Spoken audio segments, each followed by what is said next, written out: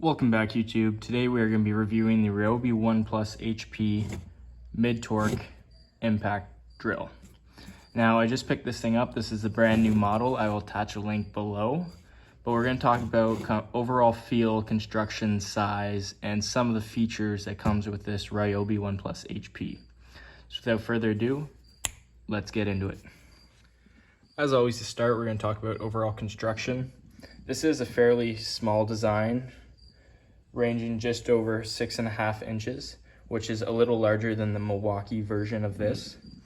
It does have a rubber grip, has rubber stops around to protect the casing, a metal shank, and it has 3 LEDs at the front to let you know where you are working when it is dark. It also has 4 different modes at the bottom that are interchangeable with the selection of this button. It's got first mode, second mode, third mode, which all limits the amount of RPM and torque that comes out of it. And then the fourth mode is auto sensing, making sure to not break off the bolt head when you're using it. It comes with an 18-volt lithium-ion battery that runs about 1.3 amp hours.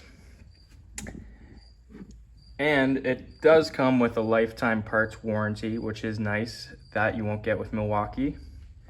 And the overall price for this is about $100 cheaper than the Milwaukee comparable.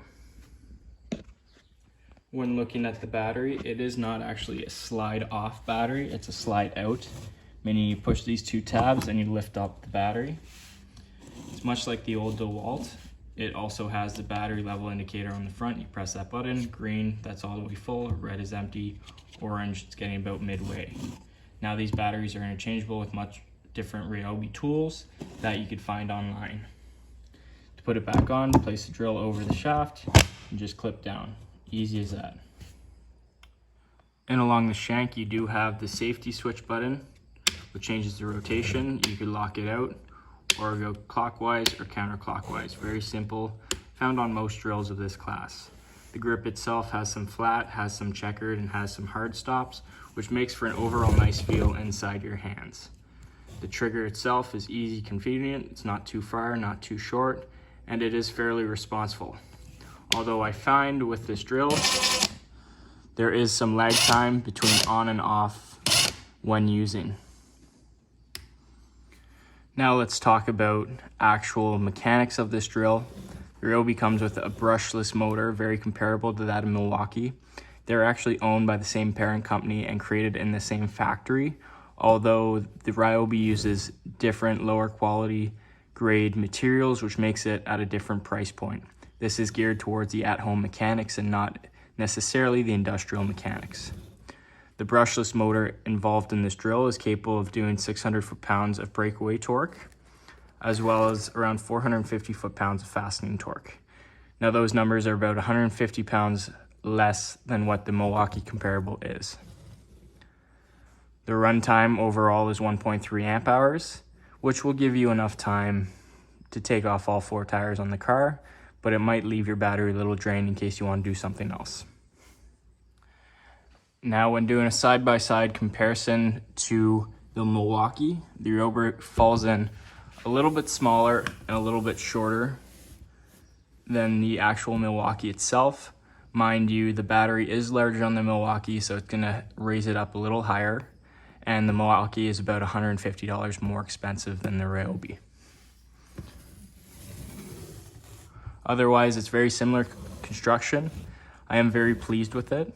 Overall, I'd say if you're doing anything at home, this is a must tool. For the price you're paying, you're getting a lot of value. Just having the 4 different modes on the bottom for the price point of this drill makes it much valuable than compared to like the rigid, where you don't have those modes.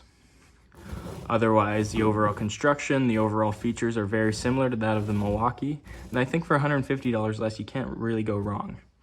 Ryobi guarantees 3 years, no questions asked on the drill and the battery. Otherwise, after that 3-year period, you kind of have to fill out and register your tool to get that lifetime warranty, although that itself is very valuable depending on how long you plan on keeping this tool.